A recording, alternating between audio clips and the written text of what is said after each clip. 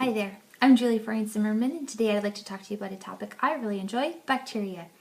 Now I know what you're thinking, bacteria, why would you talk about that? It makes people sick. But it's not all bad. Inside you right now is a whole bunch of bacteria that's helping your body break down your food so that you get more vitamins and nutrients from your food. So, not all bad. Okay, there's a great big world of microbiology out there, and obviously we can't talk about it all today, but I'd like to talk to you about two things today. The first is the 5 types of bacteria that there are, or shapes of bacteria. And the second are 2 of the arrangements. And like I said, great big world, there's a whole lot out there, but we're just going to touch on it today. Okay, so let's get started. Let's start with the types of bacteria. The first type of bacteria is the coccus, the sphere or the ball of bacteria. Coccus, ball. The next is bacillus, or the rod, okay? Bacillus, rod, or also the myconite, okay, if you want to call it that. Bacillus, rod. The next one is the vibrio, like a comma or a C. Vibrio, C. Now the last 2 are kind of tricky just because they're pretty similar, but we're going to separate their properties so that you understand them pretty well, okay? So the first one we're going to talk about is a spirillum, which is like a rigid coil, okay? Spirillum, rigid, a coil that doesn't have much give. Think of it like a bed spring, okay? Spirillum, bed spring. I said the last 2 are similar, and that's because a spirochete is also a coil, but this one is a long, thin, flexible coil. Think of it like a slinky, okay? Spirochete, slinky.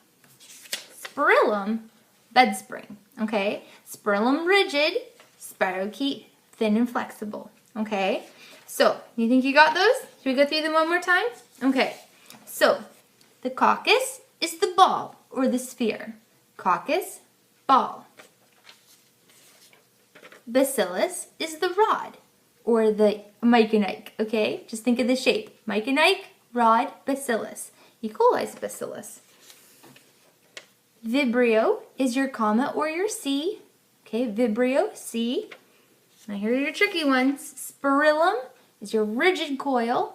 Not much give like a bed spring, okay? Spirillum, rigid, bed spring.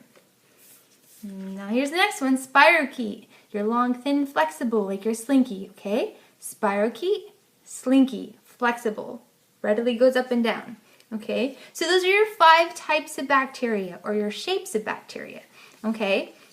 Let's talk about 2 of the arrangements that bacteria can come in. Now, there's many more. We're only going to touch on 2. The first one, I'm pretty sure you've heard it before. If you've ever been to the doctor and they said you had strep throat, what that means is that your bacteria was in a chain or a line formation. So strep is a chain, okay? They're one linked next to each other. So this would be streptococcus, and this is streptobacillus. Strep is a chain. The next one you might have heard of is staph, like a staph infection. What that means is that the bacteria is in a cluster, like a bunch of grapes, okay? Staph, cluster, grapes. Okay, so staph, a cluster, strep, a chain. Okay, you think you got those? Those ones are bad, right? So the big world of microbiology, we just touched on a little bit. I hope you learned something new and that you can join me again next time for some more information. All right, have a great day. Bye.